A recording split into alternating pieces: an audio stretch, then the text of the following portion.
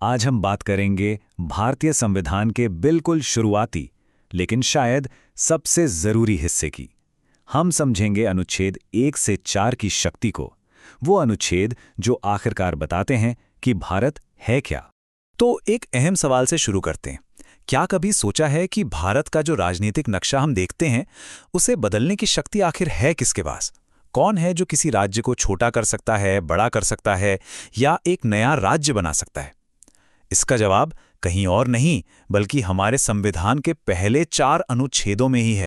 तो ठीक है, चलिए इस शक्ति की पहली परत को खोलते हैं। सबसे पहले अनुच्छेद 1। ये अनुच्छेद हमारे देश की नींव का, उसकी बुनियाद का सबसे पहला और सबसे जरूरी पत्थर रखता है। अब देखिए, अनुच्छेद 1 कहता है इंडिया, जो कि भारत है, एक राज्यों का संघ होगा। ध्यान दीजिएगा, यहां यूनियन ऑफ स्टेट्स कहा गया है, फेडरेशन ऑफ स्टेट्स नहीं। और ये कोई छोटी मोटी बात नहीं है। हमारे संविधान बनाने वालों ने एक एक शब्द सोच समझकर चुना था, और इस एक वाक्यांश के पीछे एक बहुत बहुत गहरा मतलब है। तो इसका मतलब क्या है? राज्यों का संघ का सीधा सा मतलब है कि भारत के राज्य किसी समझौते या सौदे के तहत एक साथ नहीं आए हैं, और इसलिए किसी भी राज्य को भारत से अलग होने का, उससे टूटने का कोई अधिकार नहीं है। ये संघ अविभाज्य है, इसे तोड़ा नहीं जा सकता। और इससे हमें अनुच्छेद 1 का सबसे बड़ा निष्कर्ष मिलता है, केंद्र सबसे शक्तिशाली है। राज्यों के ऊपर केंद्र की शक्ति, उसकी सर्वोच्चता यहीं से शुरू होती है। तो आगे बढ़ते हैं। हमने देख लिया कि संघ को तोड़ा नहीं जा सकता, पर क्या इसे बढ़ाया जा सकता है? क्या भारत में नए इलाके शामिल हो सकते हैं? बिल्कुल, और यहीं तस्वीर में आता है अनुच्छेद 2। सोचिए, अनुच्छेद 2 संसद को एक अविश्वसनीय शक्ति देता है। यह शक्ति है नए राज्यों को भारत में शामिल करने की या स्थापित करने की। मतलब, कल को अगर कोई नया क्षेत्र जो आज भारत का हिस्सा नहीं है, हमसे जुड़ना चाहे, तो संसद बस एक कानून पारित करके उसे भारत का हिस्सा बना सकती है। यह भविष्य के लिए दरवाजा खुला रखता है। अब यहाँ एक छोटा सा भ्रम हो सकता है, इसलिए इसे साफ कर लेते हैं। अनुच्छेद 2 और आगे आने वाले अनुच्छेद 3 में एक बड़ा फर्क है।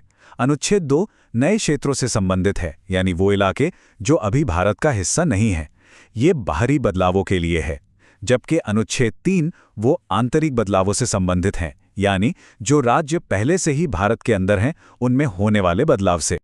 और अब आते हैं असली शक्ति पर। अनुच्छेद 3 ये वो अनुच्छेद है जो उस सवाल का सीधा सीधा जवाब देता है जो हमने बिल्कुल शुरू में पूछा था। यहां से चीजें बहुत दिलचस्प हो जाती हैं। जैसा कि स्रोत बताते हैं कि अनुच्छेद 3 अनुच्छेद 2 से भी कहीं ज्यादा शक्तिशाली है।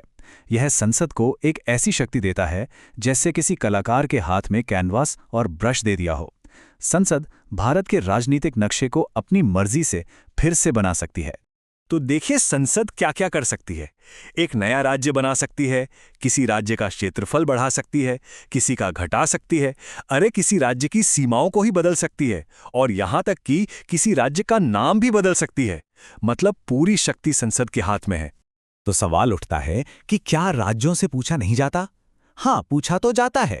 राज्य विधानमंडल को अपनी राय देने का मौका मिलता है, लेकिन, और ये लेकिन बहुत बड़ा है, संसद उस राय को मानने के लिए बिल्कुल भी मजबूर नहीं है।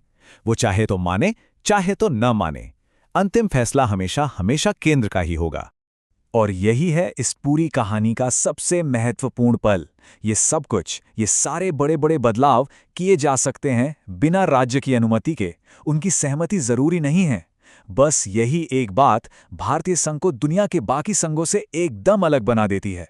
ठीक है, तो अब हमें शक्ति का अंदाजा तो हो गया, पर अब दिमाग में सवाल आता है कि इस शक्ति का इस्तेमाल कैसे किया जाता है।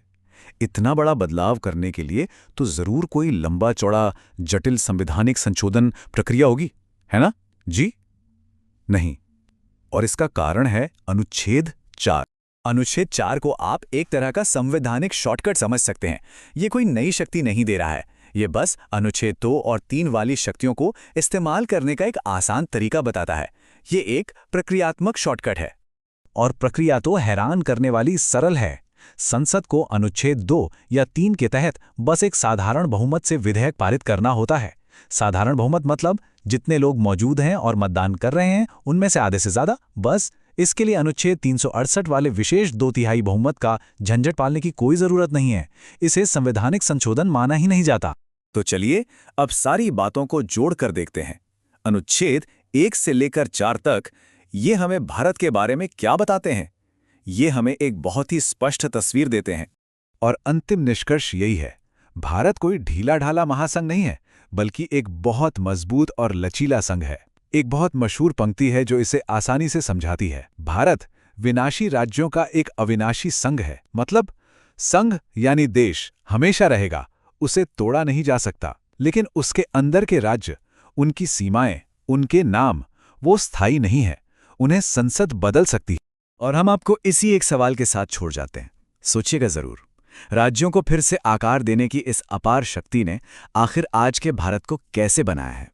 भाषा के आधार पर राज्यों के बनने से लेकर हाल ही में बने नए राज्यों तक इस शक्ति ने पिछले 75 सालों में न सिर्फ भारत का नक्शा बदला है, बल्कि हम सबकी पहचान पर भी असर डाला है। यह एक ऐसा सवाल है जो भारतीय लोकतंत्र के हमेशा बदलते स्वरूप को दिखाता है।